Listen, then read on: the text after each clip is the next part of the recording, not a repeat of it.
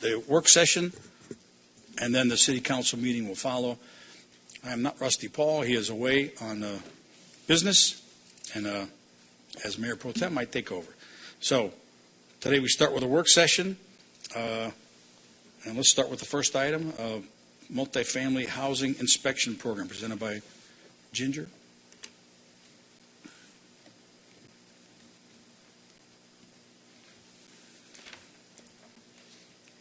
Good evening, Mayor Pro Tem and City Council. To provide a mini recap, back in August of last year, I came to you asking for 2 additional code enforcement officers to assist with the implementation of our new multifamily housing inspection program. If you recall, this is a program that will be administered as a joint effort between the Fire Department, Code Enforcement, and the Building Division. Code Enforcement has since hired 2 additional officers in preparation for the rollout of the program, which will be at the beginning of 2024. In the meantime, Fire, Building, and Code Enforcement have been continuing their required inspections, enforcement activities, and trying to get the outstanding complexes into compliance. Additionally, Fire, Code, and Building have been working tirelessly over these past months, developing outreach programs targeting apartment complex management staff, as well as educational programs to assist the apartment residents. Lastly, I want to let you know that we will be coming before you on September 5th for the text amendments to the City Code that modifies and reorganizes the text into a cohesive document that clearly spells out all the responsibilities of city staff, the apartment owners, and the management staff. To give you a brief summary of the items, the major changes to the code, Fire and Code Enforcement will be conducting 100% of the complex inspections annually, which is a change from 20% for Code Enforcement. Fire already does 100%. 100% of all apartment units will be inspected by a third party annually, which is a change from 20%. Mechanical, electrical, and plumbing inspections will be conducted every 5 years, which is the same as 20% of the complexes, starting with the oldest complexes first. If you have any questions that you'd like to ask right now, I would love to try to answer them, and if not, I've got my wonderful staff in the fire department behind us to answer any questions you might have. Any questions? Councilman DiGiulio. You said that the inspections are going to be done by a third party. I thought they were being done by our inspectors. So all the interior units of each apartment are going to be done by third-party inspectors. Our inspectors are not allowed inside any of the apartment units unless there's a specific complaint filed. And then that gives us authorization to go in. But third-party inspectors can go into the different units? Yes. Oh. Okay. Councilman Rochelle. They are already required to get them now at 20%. And they're hired by the apartment owners. Oh, so the apartment owners hire them? Yes. But then they report back to us? Yes, that's correct. But the apartment owners pay them? Correct. Oh, good deal. That was my question about going inside. If someone requests that we come inside, can we? And I had another question. Well, if you answer that one first, are they allowed to go inside the apartment complexes or their individual units? Oh, I know. And also, is this a requirement? Like, if we ever had apartment complexes say they're not going to do it, they refuse? They have to in order to get their business license at the end of every year. Right now, it's 20%. But we're looking to have these code changes to have it be 100%. And the answer to your question is yes, if there's a formal complaint, if you're an apartment dweller and you say, I have no electric or cooling in my apartment and now I'm getting mold, can you come and investigate? We will send somebody out to look at it, yes. And what do they need to do? Just call our citizen hotline? Yeah, that works. Okay. Thank you. Anybody else? I do. Go ahead, Councilman. Ginger, just a question. Once we enact, we make these text updates and we do the additional, the expanded, which I think is a great idea, inspections, will the text amendment cover the fines and what happens afterwards, or is that just going to stay as it is? Any non-compliance remains as it is today. We're not asking for any more fines. If we did that, it would have to be under, and you correct me if I'm wrong, it has to be, our fines need to be adjusted under a separate type of a hearing. We can't adjust that. But if they don't comply with the new code, we would then be able to issue citations. Hopefully we get compliance before we have to issue citations, but we would be able to do that in the event that they are not complying with the new code. Okay, thank you. Certainly. You mentioned something about the business licenses. Am I correct in thinking that I've heard that several of our apartment complexes have gone several years without business licenses? Is that correct? I believe that's true. I'm not exactly sure which ones. The process in working with the apartments is a difficult one because they tend to change management very frequently. So if we go in and we find that there are non-compliant issues, we'll actually ask for compliance first. We'll issue a notice of violation. If they don't comply within a certain period of time, then we resort to issuing a citation. Sometimes when you issue the citation, the person no longer works there that you've served. Or the property owner, you don't know who they are because they're in another state somewhere. And then often the matters get pushed off, hoping that, maybe they'll appear at the next hearing, or maybe they'll appear at the next hearing. Or the apartment complex comes back with some of the repairs, right? So in good faith, you say, okay, well, let's put it off for 2 months for you to get the rest of the repairs because they're estimating that it might be done at that time. And so that's kind of how it tends to get protracted. Remember, we want compliance more so than we want to issue citations and collect fines. But yes, I believe there has been one or two that have issues. It may not be the exact same issue. So they might correct one issue and another issue comes up.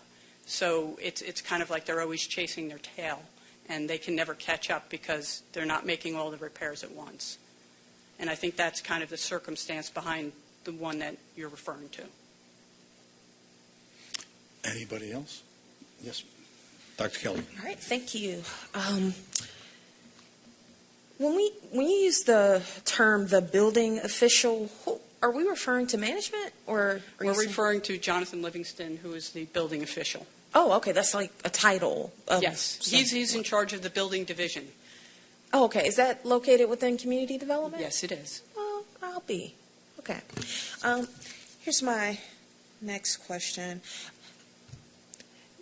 If a member of the public wanted to understand where their community stood as it relates specifically to fire code, if there are any violations currently with the fire code, is that something they could easily look up, maybe going through our weekend review or Do you want to searching it?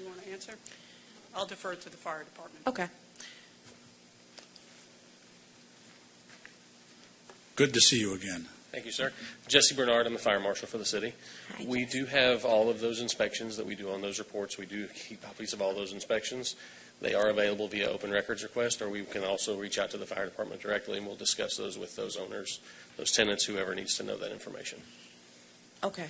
All right. Thank you for that. You're welcome. So I wonder, is there a reason it's not?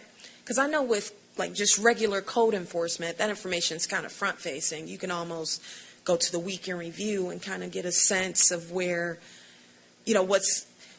what type of complaints are being filed, what type Sure. of violations are going on. Is there a reason as it relates to the fire code that it's not? Just the volume that we do. I mean, when we're talking apartments, you're talking 1,300 buildings, and to keep all of that information out and forward-facing to the public would be very difficult without a specific request on what they're looking for. Okay. Thank you. You're welcome.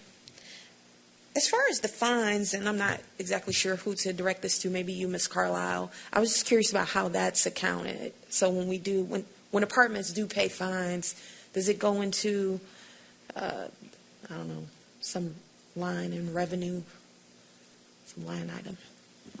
Typically, typically, if it's indicated as penalties, it goes into the penalties account.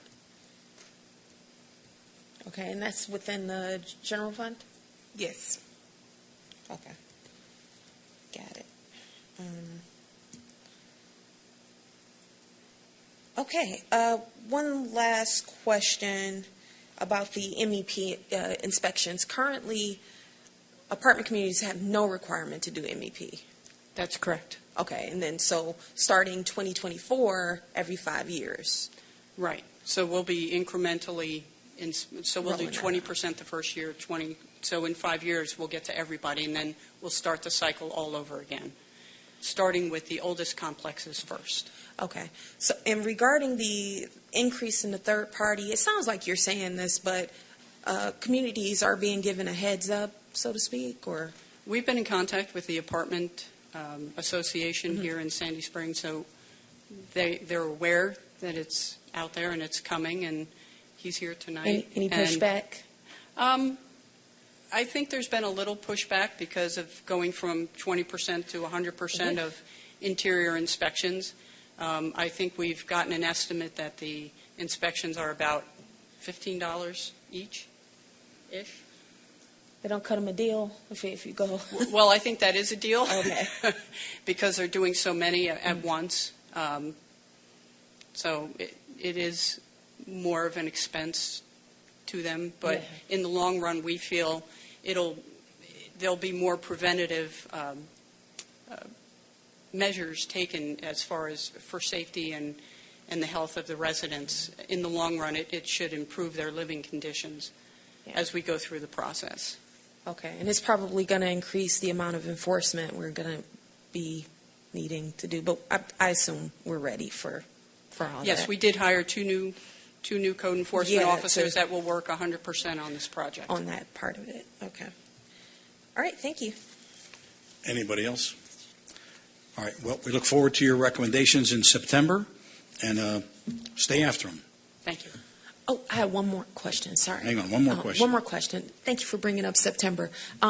So in September, we're looking at essentially one text amendment, one item? Yes, it'll be one item. It's a comprehensive document that kind of outlines what the MR, Okay. MFH, is going to And that'll contain. Yes, be a public hearing? yes. Okay, and do you know what section it'll go in, or it will be a part of, section of the code? Oh, what? Division 2 multi-family housing. Thank you. I'm done, right, seriously, we're this good? time. Yeah. All right, thank you, Ginger. All right, item 2, sidewalk update to the sidewalk master plan.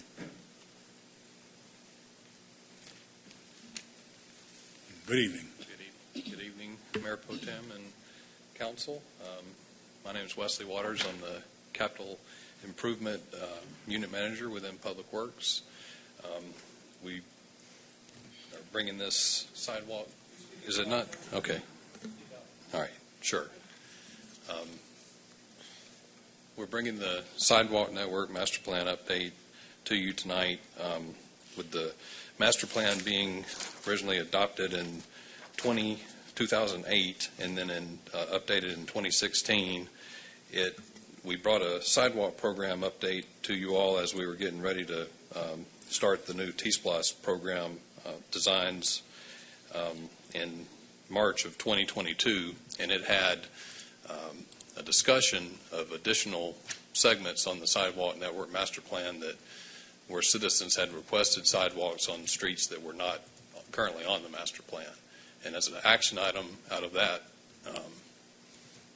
that meeting, we were asked to review the master plan and review any additions that were proposed.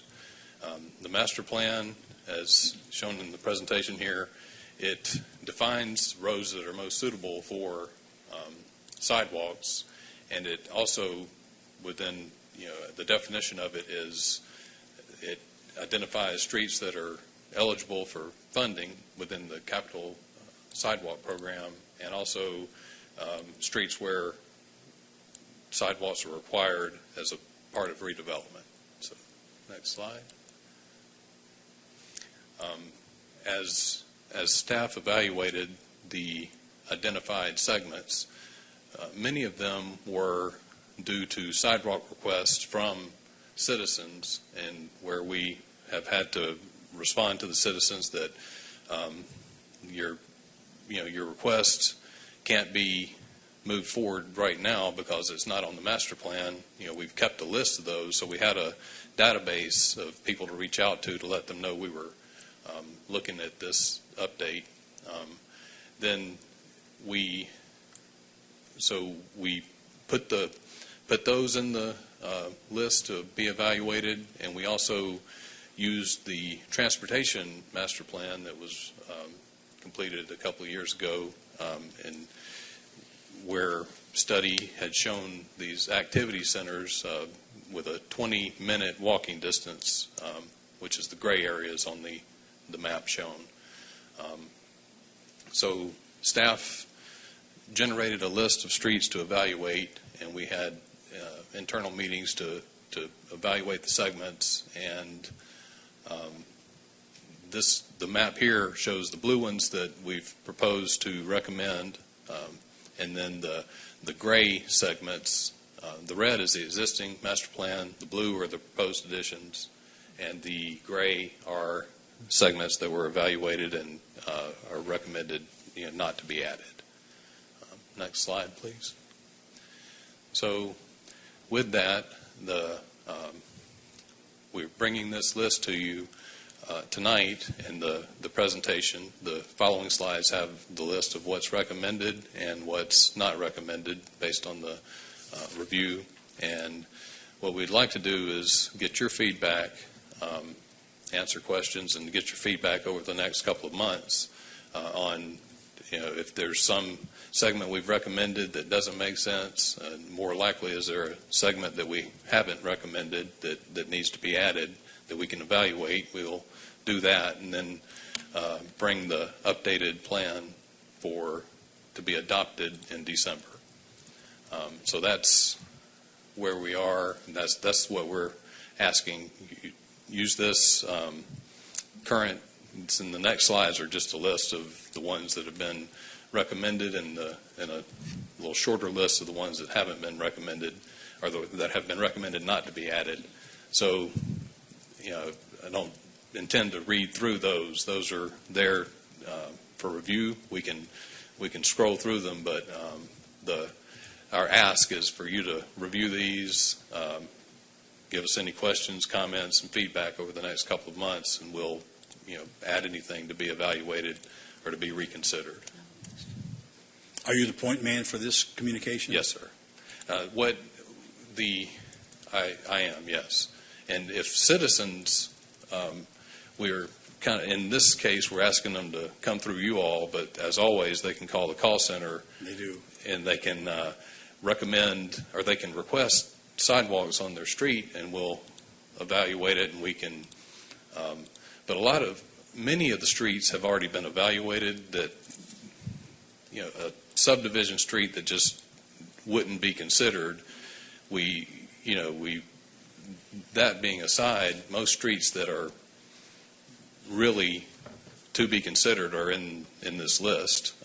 Some may not be, but the citizens calling in, they may have already been considered and they're already on the list. So it may be more appropriate if they've not been recommended, that they would have some rationale why we need to reconsider that. But calling the call center for the citizens, or coming through you all to us, but to get to me, they would go through the call center requesting sidewalks. Okay. Councilman Baumann? Yes, sir. Leslie, thank you. I'd really like to ask, though, that communications hang this information on the website so that we can socialize it, that the city put it out in its Sure. next couple of monthly newsletters, because, it's just a much easier way for us to do that, and also to include a rationale for why a street, now these are judgment calls, but there are some standards. Right, there are. And this is not a situation where a percentage for the city to include it on the master plan. This is not a percentage vote of affected neighbors, but it's certainly the opinions relevant. This is different from the neighborhood wanting to fund a sidewalk, but for the That's city to include on the master plan. So I would request that we hang this on the website.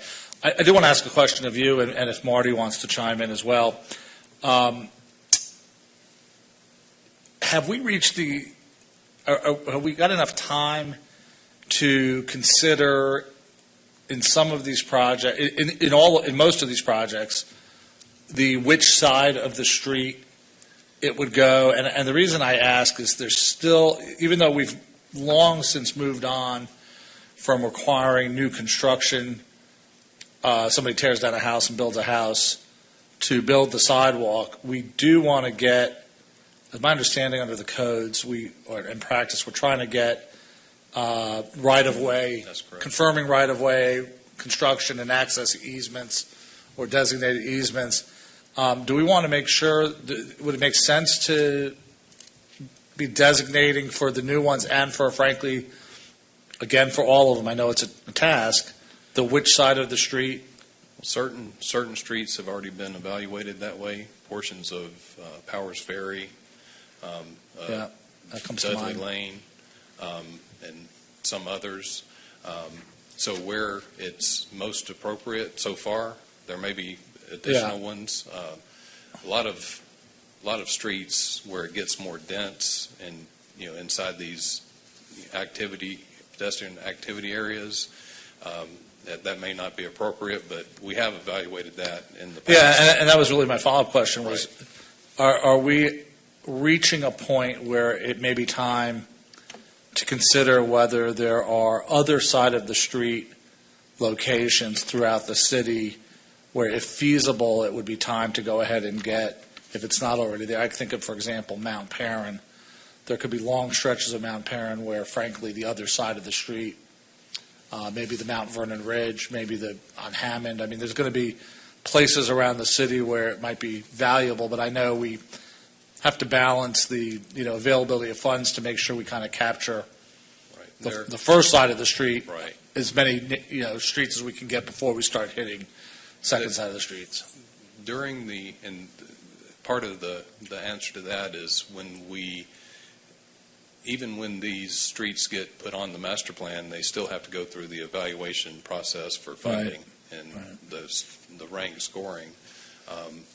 There are cases where a couple of active sidewalk projects right now on Mount Vernon, just over at Long Island and near Glen Errol, where their sidewalk on the north side, and where we had evaluated some gaps on the south side, have been scored high enough. So it's not often, but there are some that are already rising to that level. Yeah, and does it make sense as part of this announced process to say, look, the city council will vote on the master plan, I see on December 5th, but that at some point next year, first quarter, second quarter, we're going to go through a scoring process, another round of scoring, so that we can get the new segments integrated into the list and see where they land. Yes. Would that be the plan? That's the plan, and that's part of, this is a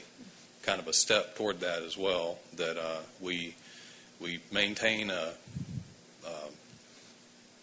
continual scoring update effort, and so we've got draft scores on everything that we maintain and review monthly, and so when we get these decided, we'd be able to shortly thereafter provide a ranked list. Sure. I have Anyone else? yes. Dr. Kelly? I don't think I quite understood. So when we do have a potentially a new set of rankings, are we saying that goes into effect, like with this, like for example with our capital sidewalk plan that we're? It would, if so. In the past, right now the sidewalk program, capital sidewalk program, is being advanced by T-SPLOST funding. Right, 12 million. Prior to T-SPLOST 2016, it was more of a yearly funding, and we would bring yearly scoring updates. So the ranked scoring would be adopted as what would be available to advance if funding were provided for the additional segments. Currently, there's no funding in fiscal year 24, but it could be considered to be added or to be added in the future. So it would set the eligible ranking list. Okay, so it wouldn't impact the list that we already have. That's correct. Going with to be funded with T-SPLOST 2021. That's right. Okay. Speaking of scoring, I remember maybe a year or two ago, we were talking about finding a way to incorporate the consideration of density into our scoring criteria. Have we been able to? We have these pedestrian activity zones kind of speak toward that. We also, the criteria is based on two main aspects: safety and then pedestrian need. And the evaluation of the pedestrian need, without necessarily having numbers assigned to it, takes into account density areas.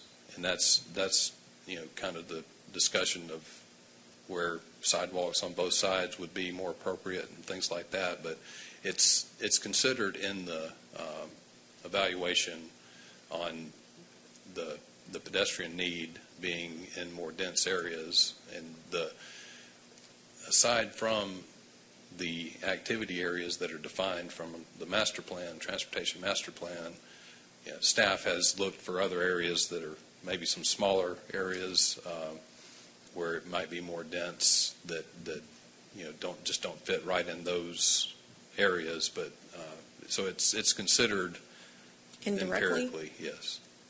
Okay.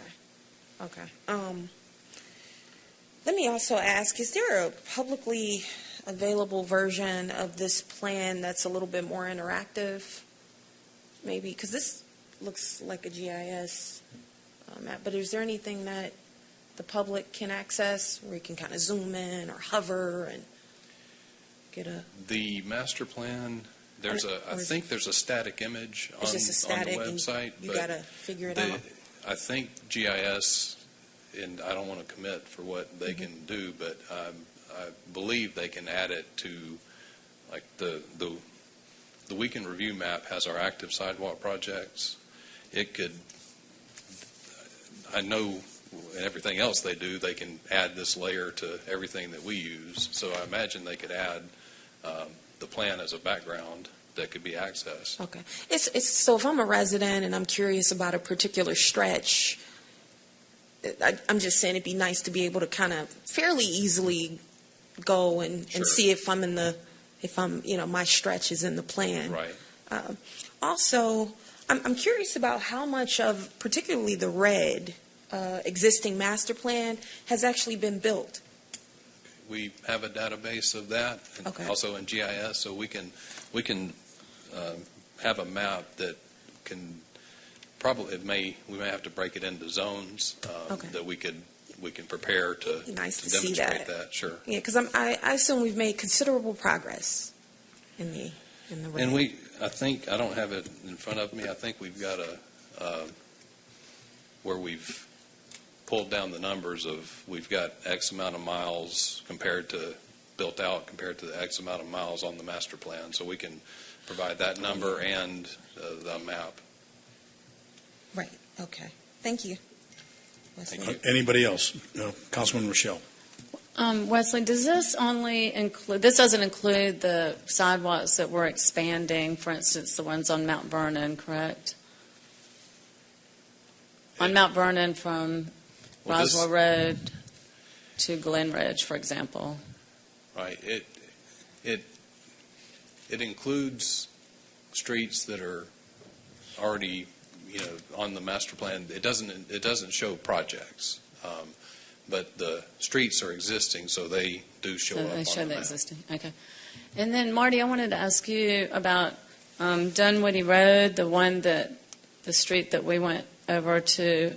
Can this be added now? I recall you saying that it couldn't be added, and I'm just curious if it can be No, added now. It can. So the offer from, the proposal Wesley has in front of you is those streets that haven't been captured on the sidewalk network master plan yet, that's what this process would do. Add those streets to the network master plan and make them eligible for funding. Okay, so I need to go ahead and I'll send you an email tomorrow about it. Yes, Okay. Yeah, so Thanks. the point of this whole exercise is we have a sidewalk master plan. It's been in place for forever, long time. We're talking about updating the current sidewalk master plan, adding these new streets and anything else anybody's interested in adding. Once they get added to this plan in December, then they go in and get scored. And then depending on how much money and how they score, they get taken care of. But the purpose of this is additional streets in the sidewalk master plan are being added. yes. And then we go from there. All right, it shouldn't be that hard to hang this on the website. And I thought we had a map of finished sidewalks somewhere. So I ask you guys, go back and take a look. I thought we had one at one point. We were updating when we finished the job. You put it on there. Okay. Anything else? Yes, Councilwoman Rochelle. Mueller. I'm sorry, Mueller. All right, speaking of her. So just a question, when we put this on the website and it's out there in the newsletter, how we're going to do it, can we have it as a form so people aren't emailing and calling? Because I think form to collect data is more reliable than having phone calls and emails going to a bunch of different people. This is kind of building off of Councilman Bauman's request. Because I think that, I'd rather have them go directly to a central place than going to each one of us or to multiple people. I just think that would be a good idea. Councilwoman, Andrew and I have actually been talking while you all were chatting. We have a sidewalks page on our website, sandyspringsga.gov/sidewalks. So we will work with the GIS team, come up with an interactive map that will go up on that page. We'll share this presentation, and then we will have a digital form where folks can submit their comments that way. So it'll all go up on this page, and we'll share that with you all when it's ready to go. Okay, perfect. Because to Dr. Kelly's questions, I know in the past I've answered questions for residents, and sometimes our search engine didn't really bring the things. We do have information. They're just not all easily locatable. And Dr. Kelly, I will send you that information in the interim while we get this together. Anything else? I just want to say, Sure. just make, Dr. Kelly. because I don't think I'm being as clear as I want to be. Even though it's not the direct purpose of this exercise, I am interested in looking at those scoring metrics to perhaps see density be more directly included as a consideration with scoring. If you have thousands of people on a stretch, that should count a little bit. Not no any more than another thing, but it should count. Okay, we will look at that. We'll also give you a more detailed list of the criteria. We just don't have it shown here just in the presentation, but we have. I'm sorry. No, sorry. We will share with you more of the. We've got notes on what we use as we're evaluating these. We can share that with you, but and we will look at how these activity centers relate to density. Okay. And how that we'll give you a report on how that translates. That's kind of where we've been looking as with that portion of the criteria. Okay, yeah, I'm looking at the website. Thank you, Kristen, and it looks like the current scoring is, it's like a max point of 55, a maximum amount of points of 55 points, and That's not for the master plan Okay. eligibility. right, I That's know. where if It's on for the there- scoring right, after. It's for the scoring, right. Yeah, that's what I was curious about. Okay, scoring. and when we come back with the a draft scored list in the spring, we would have, we could talk over that criteria more, and when we, as we get prepared for that, we'll look at how the density is in that, handled in that criteria. Okay, thanks. Anything else? All right, thank you, gentlemen. Thank you. We'll look forward to seeing how this gets updated. All right, that concludes the work session.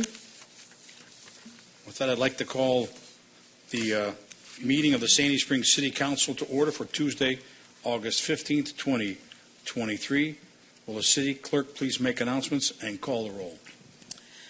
Good evening. First, I would like to remind those in attendance, please silence all cell phones and other electronic devices. Individuals who would like to provide public comment at a council meeting are required to complete and submit those public comment cards in advance of the meeting. Public comment cards are always available online and at the chamber entrance. As I call roll, please confirm your attendance. Mayor Rusty Paul is absent this evening. Mayor Pro Tem John Paulson. Here. Councilmember Melody Kelly. Present. Councilmember Melissa Mueller. Here. Councilmember Jody Rochelle. Councilmember Tibby DiGiulio. Councilmember Andy Bauman. Would you please join me in the Pledge of Allegiance? I pledge allegiance to the flag of the United States of America and to the republic for which it stands, one nation, under God, indivisible, with liberty and justice for all.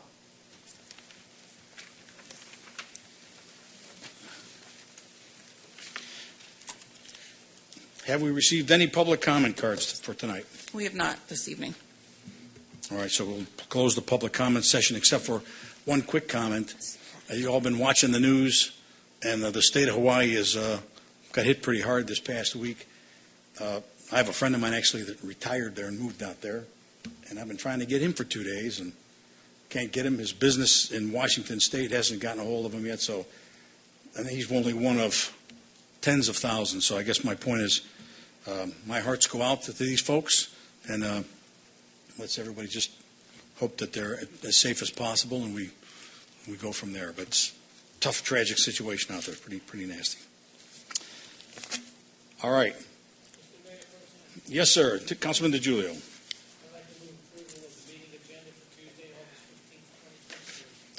Councilman DiGiulio's moved to approve the meeting agenda for tonight, August 15th. Do we have a second? Second.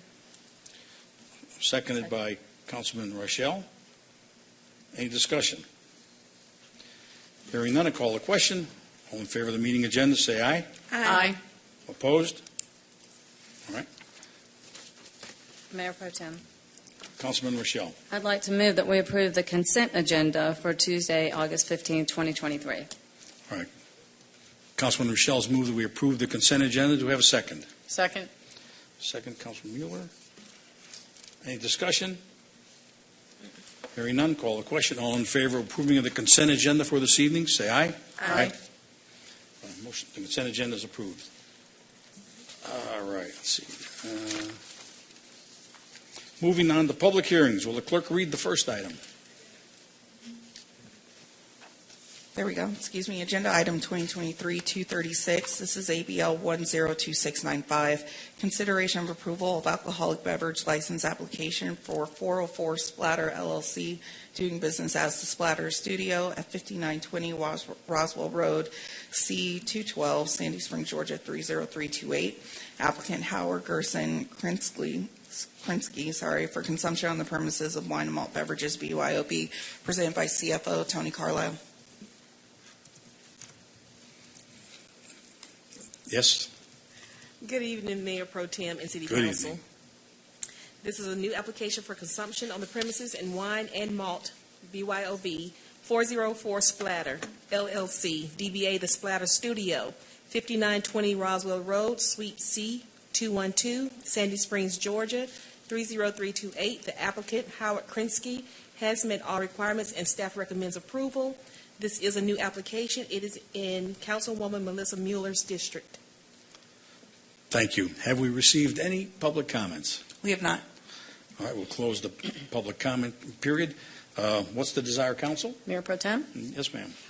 I move that we adopt Agenda Item 2023-236, ABL number 102695, for the approval of alcoholic beverage license application for 404 Splatter LLC, doing business as the Splatter Studio, located at 5920 Roswell Road, C-212, Sandy Springs, Georgia, 30328. All right, Councilman Mueller's moved that we approve agenda item 2023-236, approval of alcoholic beverage license for 404 Splatter, the Splatter Studio. Do we have a second? I'll second. Second by Dr. Kelly. All right, any discussion? I have one question, Yes, similar yes, to the ma'am. Dr. question Kelly. that was asked last month. What type of business is this? I remember it's one of those. It's nothing niche. Oh, okay. And drink. Oh, yeah, that's normal. Throw paint at. What did you say? Throw paint at a wall and okay. Well, and drink. paper and make a TikTok video while you're doing I it. think it's already there. Okay, that's normal. Thank you. It is normal. All right. Okay. Any other discussion? All right, hearing none, I call for the question. All in favor of agenda item 2023-236, approval of the alcoholic beverage license application for 404 Splatter LLC, doing business as Splatter Studio, 5920 Roswell Road. All in favor, say aye. Aye. Opposed? Motion passes. Will the clerk read the next item? This is the ad valorem tax rate public hearing 2 for the 2023 millage rate, presented by City Manager Eden Freeman. Good evening, Mayor Pro Tem and members of council. The item before you tonight is the second of the three required public hearings to establish the millage rate for the city of Sandy Springs for the 2023 tax year. The amount that the FY24 budget, which started on July 1st, is based upon is the amount established by the city charter at 4.731 mils. We have to advertise this under Georgia law as a tax increase because the rollback rate, I'm sorry about that, it went out. That's strange. The rollback rate would result in a revenue neutral number of 4.381 mils. Tonight, again, is just the second of the three required public hearings. Council will not take a vote on this matter until the third public hearing, which is scheduled for next Tuesday. Thank you. Have we received any public comments? We have not. All right. Thank you. With that, we'll hold off until the meeting next week. Thank you. Will the clerk read the next item? This is agenda item number 2023-238. Consideration of approval to declare a surplus certain property owned by the city of Sandy Springs and directing disposal of the same. Presented by Chief Financial Officer Tony Carlisle. Ms. Mayor Pro Carlisle. Tem and council, this request is seeking your approval to declare certain city property as surplus. The city's fleet, fire, public works, and IT departments has property which is outside of the service date and no longer valid use for the productivity of the business of the city. The exhibit provided lists all equipment for consideration of categorizing as surplus. The purchasing policy and code of ordinance directs our purchasing team to dispose of these items under the supervision of the city manager in the most advantageous manner. Choosing to move forward allows the purchasing team to make items available for sale, donate, or dispose. Declining the request requires us to maintain a storage location for this property. We're seeking approval of classifying these items as surplus. Thank you. What's the desire of council? Mayor Pro Tem, Dr. Kelly. I move approval of agenda item 2023-238, approval to declare as surplus certain property owned by the city and directing disposal of the same. We have a motion on the table to approve agenda item 2023-238, approval to declare as surplus certain property owned by the city and directing disposal of same by Dr. Kelly. Do I have a second? Second. And a second by I'm sorry. Hey, you're a doctor. By Councilman Mueller. Any discussion? I have a quick question. are all of these going to go out for sale, or are any of these being directed? Because last year, I think we gave some of the stuff to a small city that was Yes. looking for it. Are we designating any of this for specific communities? Yes, there's a fire trailer that's being donated to the city of Thomasville. Thomasville, okay. Yes, everything else is going to be sold. The vehicles are going to be directed to ATO, auction to be sold. Great. All right. Thank you. Without further discussion, I'll call the question. All in favor of agenda item 2023-238, approval to declare as surplus certain property owned by the city and directing disposal of same. All in favor say aye. Aye. All opposed? The motion carries. Madam Clerk, will you read the next item? Agenda item 2023-239. This is consideration of a HUD Community Project Funding Grant Agreement presented by Public Works Director Marty Martin.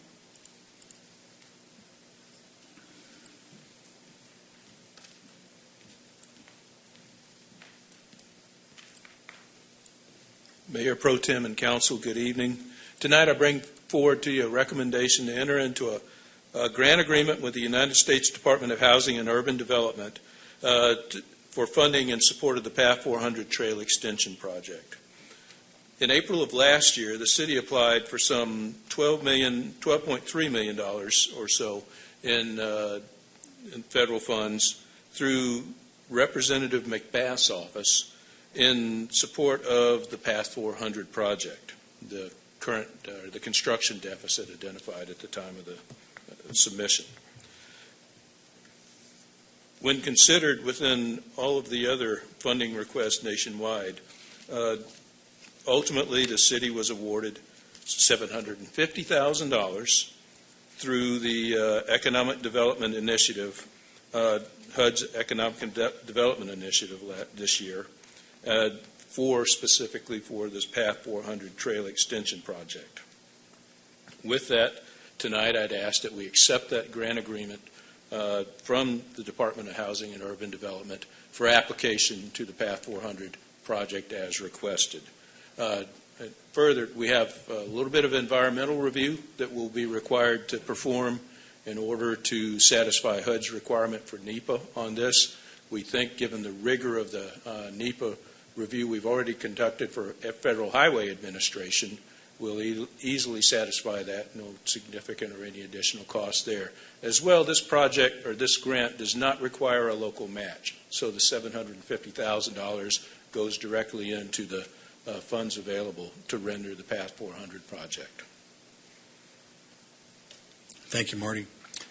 What's the desire, Council? Mayor Pro Tem. Councilman Rochelle. I move that we approve agenda item 2023-239, consideration of a HUD Community Project Funding Grant Agreement. I have a motion by Councilman Rochelle to approve the HUD Community Project Funding Grant Agreement. Do I have a second? Second by Councilman DeGiulio. I have a question. And Councilman Rochelle, do you have a question? So there's a big difference between 12.3 million and 750,000. That's what a difference a year makes, Councilwoman. So was that just pie in the sky that we were asking for? Or that was the construction deficit at the time. Now, again, we've got, I think, a very good partnership with the Atlanta Regional Commission on ultimately rendering this project to full completion. It's just that partnership isn't going to get us all of this construction money in this particular fiscal year. So future years, we expect that future phasing to come around. In the meantime, we're going to do our part. We're going to ask HUD. We're going to ask Raise Grant. We're going to ask all manner of other funding sources to help us out with this project to get the thing completed. How many years do you think it'll take? I mean, you said it's an $18 million deficit now? Yes, ma'am. So given, right now we have somewhere around $19 million in the kitty to buy what we can out of the project. So we think possibly one more phase after this year and the federal funds we have available this fiscal year to execute the project. It depends a lot on the funding pace and the funding schedule within the Atlanta Regional Commission as they try to satisfy all requests in any particular fiscal year upcoming. But we'd seek again in the next couple of fiscal years in the interest of completing the project. Yeah. Thanks. I think it's a great project. I love riding up 400 and seeing people on their bikes and Yes, walking on the paths. So And I'm as you excited. look today, Atlanta has one phase under construction now, south of Lorden's, and then they've got another piece they'll let this year, just north of Lorden's. So the project marches forward toward us. And as you might be familiar, within 285-400 also, once that project is completed, there will be a portion of the side path embedded within the interchange project that we'll connect to as well. Thank you. Any other questions? I have a question. Dr. Kelly? The 19 million that we have already, what's the funding source for most of that? Is that? Most of it is federal highway funds through Okay. the Atlanta Regional Commission. With that number, there's about $4 million in local match. T-Splost funded a great bit of that, plus we had some other local money that Okay, had so been it is applied to it as well up front. But the lion's share of it is Atlanta Regional Commission Federal Highway Administration funds in this case. And so some of that 19 is time sensitive then?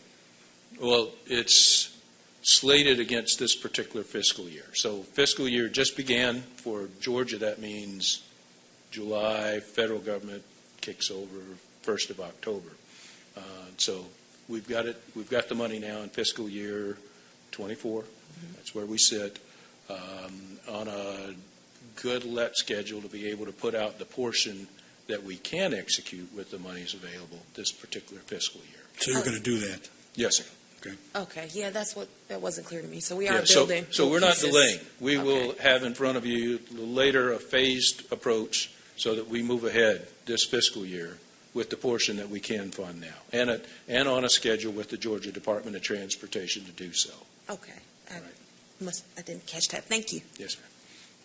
Anything else? Hearing none, call a question. All in favor of agenda item 2023-239, consideration of HUD Community Project Funding Grant Agreement, signify by saying aye. Aye. All opposed? The motion carries. Madam Clerk, will you read the next item? Agenda item number 2023-240. This is consideration of an ordinance to amend the City of Sandy Springs Code of Ordinances, Subpart A, Chapter 6, Article 2, Division 7, to amend the definition of city springs and other purposes, presented by Assistant City Manager Kristen Byer-Smith.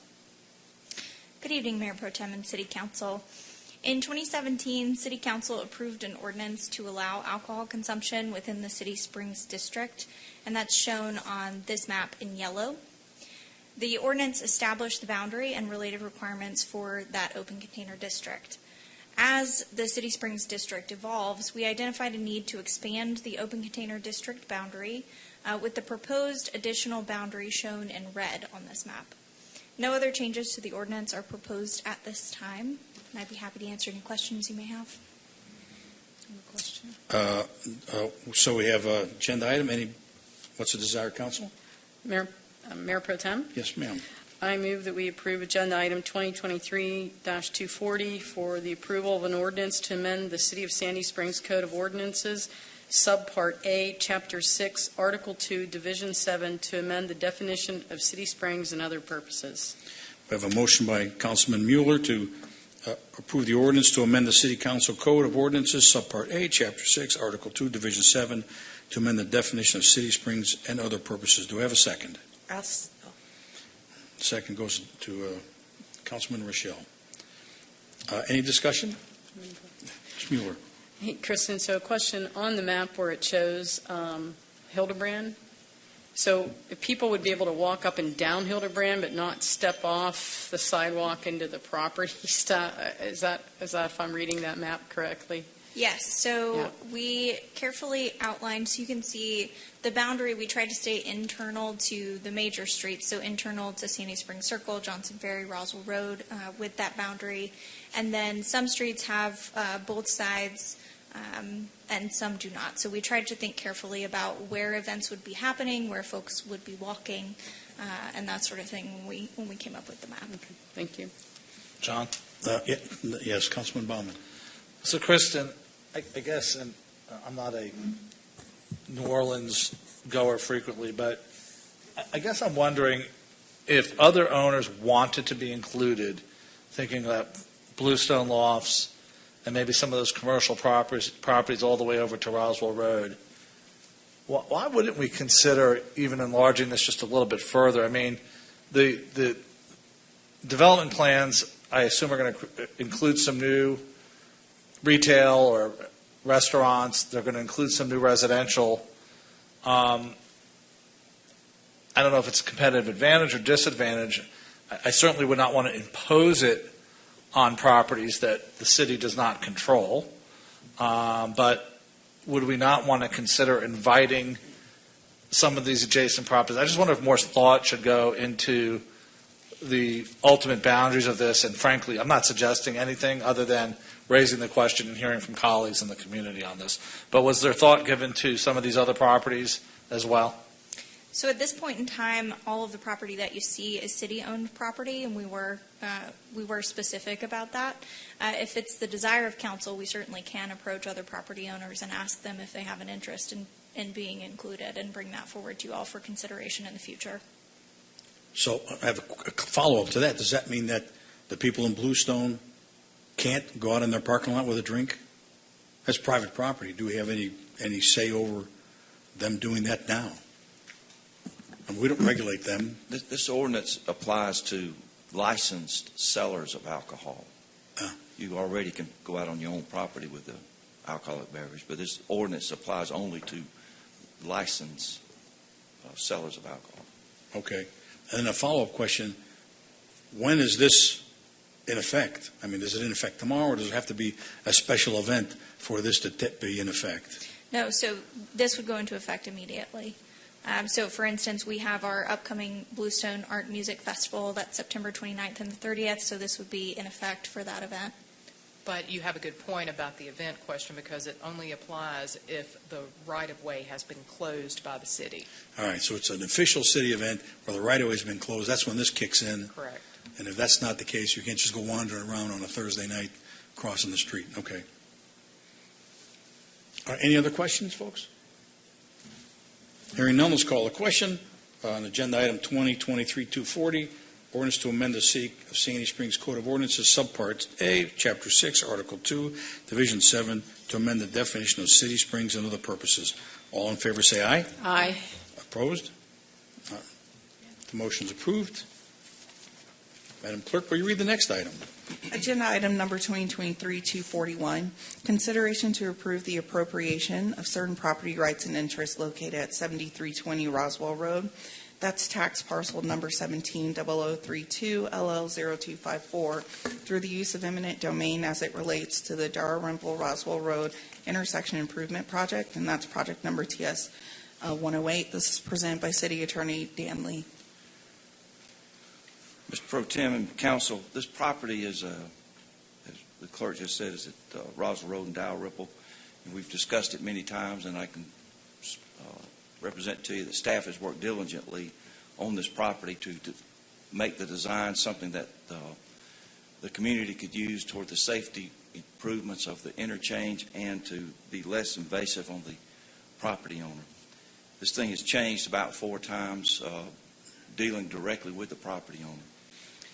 When it started, the appraised value for the taking was near $600,000, and what we bring to you tonight is an assessed value of $144,000 to give you some indication of how this has been adjusted by the staff with the cooperation and help of the seller. One of the reasons we're bringing this request for the use of eminent domain tonight is that the staff believes that we need to move this project along so that the construction can be close in time to the major apartment construction that is going on right adjacent to it.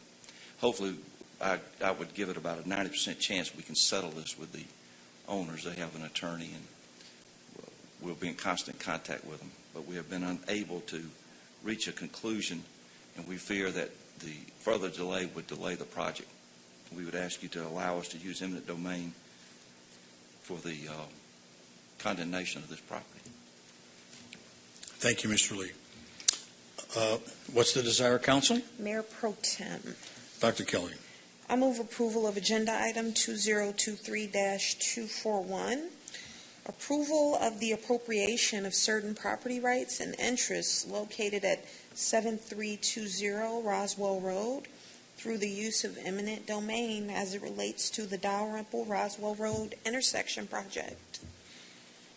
So we have a motion on the table by Dr. Kelly to approve agenda item 2023-241, approve appropriation of certain property rights and interests located at 7320 Roswell Road, tax parcel 17032-LL0254, through the use of eminent domain as it relates to Dalrymple Roswell Road intersection improvement project.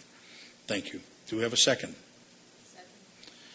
We have a motion by Dr. Kelly, a second by Councilman Rochelle. Any discussion? Hearing none, I call the question. All in favor of agenda item 2023-241, approve the appropriation of certain property rights and interests located at 7320 Roswell Road through the use of eminent domain as it relates to the Dalrymple Roswell Road intersection improvement project. All in favor say aye. Aye. All opposed? Counselor, hope you can get this thing settled. Thank you. All right, that concludes the items on the agenda. Do we have any reports? Staff reports? Nothing from staff tonight. The unaudited? We have the financials. So we have a financial report by Ms. Carlisle. We don't want to leave you out, so go. Thank you very much, trying to get it done. We are trying to wrap up June. Mayor Pro Tem and City Council, this is the review for June 2023 unaudited financials. We are at 100% of the fiscal year. Revenues are at 121.83%, and expenditures are at 95.97% of the budget. On page 2, these are all of our primary revenues. They have exceeded the FY23 budget to include property taxes, motor vehicle taxes, local option sales tax, business ops, insurance premium, and building permits. Page 3 of the packet outlines the cash and investments available at the period close by account for your viewing.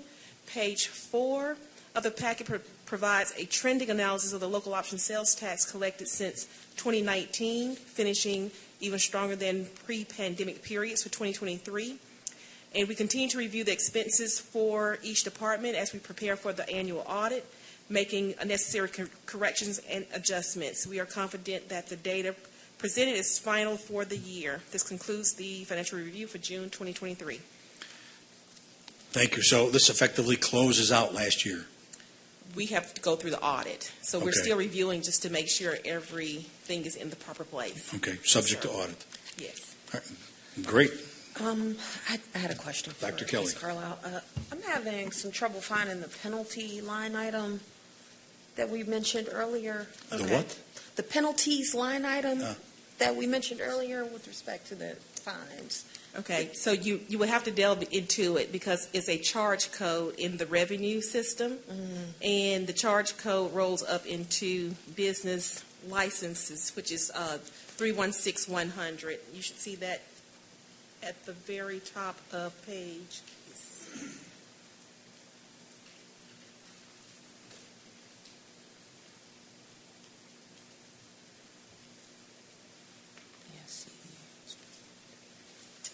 Page 5.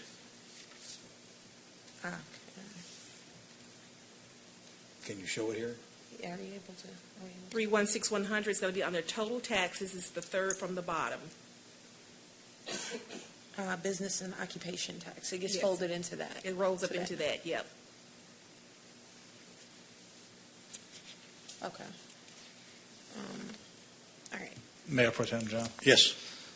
Melody, Tony, Councilman Baumann. can you tell us what the June, just out loud, what the June interest income was and what the cumulative, just point me to that here.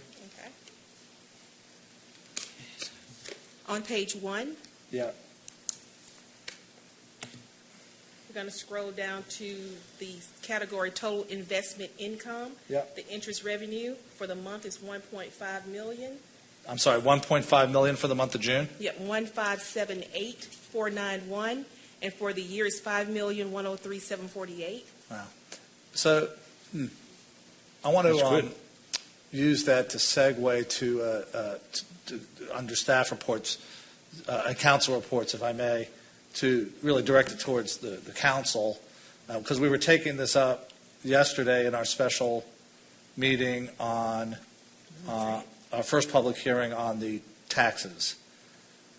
I want to throw out there to the group as to whether it would make sense for the city, with the use of some professional assistance, consultant or whatever, to look at options for providing some property tax, taxpayer homeowner relief in a potentially the next year, so that we can be, I think, it's probably too late for this year, but, to look at this topic as we enter into the end of the year, the retreat, and then budgeting for when we begin budgeting next April, and whether that, there could be options and opportunities as it relates to, I know we have the millage rate rollback option, but is there something we can do with the homestead exemption? Can we raise it? Should we look at a freeze? Should we look at something for seniors? I recognize, and I think we all recognize, that I think citizens get a tremendous value for their Sandy Springs taxes. It's generally about 15% of the overall bill. Yep. But nonetheless, it's, this city, we're doing well. We have a lot of needs. We have a lot of wants, and that's not going to change. But is the path forward, and I would direct this to all of us for future discussion, maybe to the city manager, Tony, Dan, whether we ought to be looking at some party to come in, sort of similar like we do with impact fees. They bring in a consultant. Is there somebody out there that can assist us with looking at, what we could do, what the impact, because I don't want to just say, let's raise the homestead to 40,000. We need to know the impact, and we also need to know the option. So I just want to sort of, since we had this topic without any discussion tonight, and we started this discussion yesterday, want us to, as a group collectively think about how we can potentially provide some property tax relief to our citizens. Sure, I get it.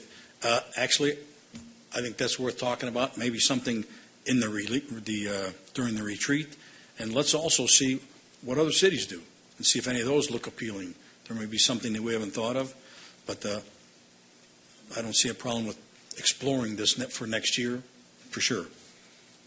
And again, I'm asking all of us whether we have, and of course, Rusty's not, the mayor's not here. He absolutely should be chiming in, whether we as a group should be giving some direction to staff to at least outline a process for how that's done legally and substantively, how we do that, whether it's with, again, bringing in some our financial experts or whatever. Yeah, that's fine. I think it's worth talking about. So we started conversations, obviously, yesterday. Tony and I have had multiple conversations between yesterday and today about looking into this, knowing there had been that question. We would suggest that we look at bringing someone in from Fulton County to really explain this floating homestead concept.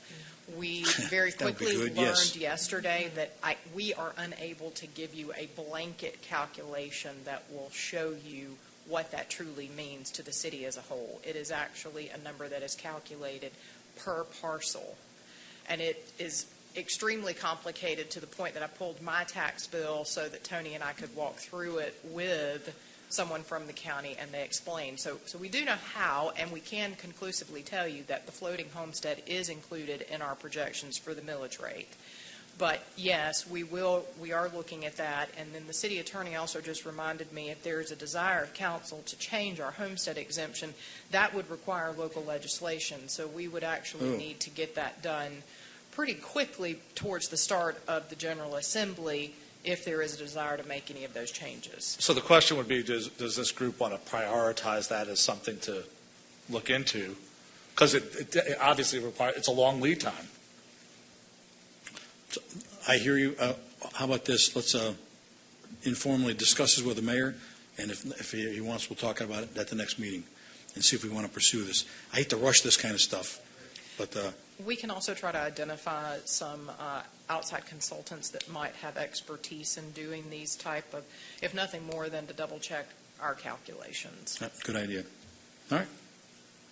Good, thank you. Anything else, folks? So then, when is our very last public hearing is the 20th?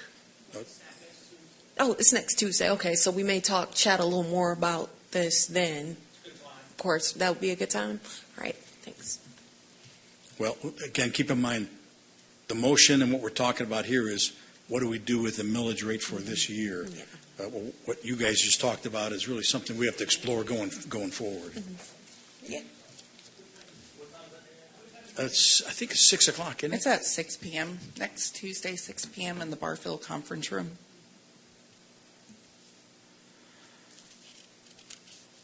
All right. Thank you, folks.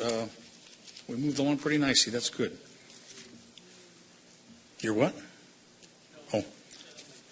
So we have an executive session for tonight. I need a motion to move into executive session for real estate. Councilman DeGiulio.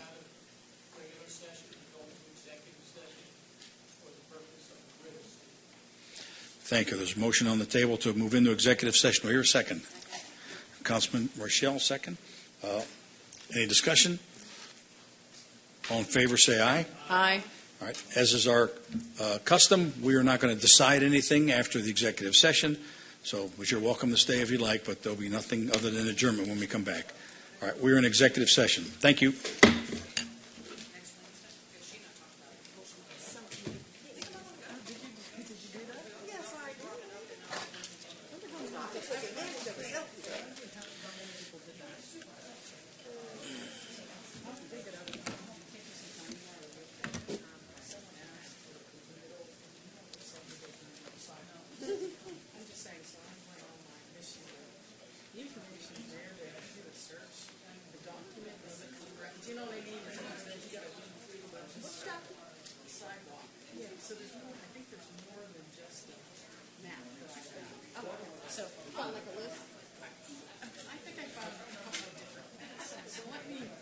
Let me try to remember that, and I'll send that to everyone, because the information, I think that it's there, but it's not like when you search it, it's like, oh, it's right there.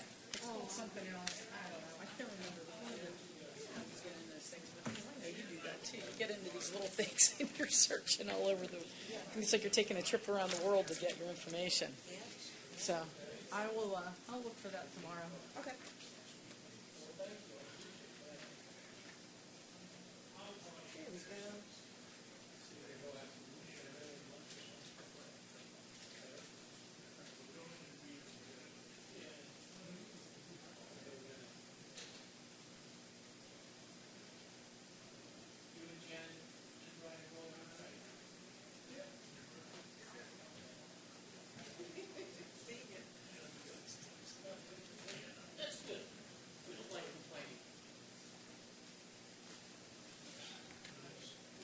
Walking around, that's always a good thing. Right, without the fire department help. Without the fire department taking me around.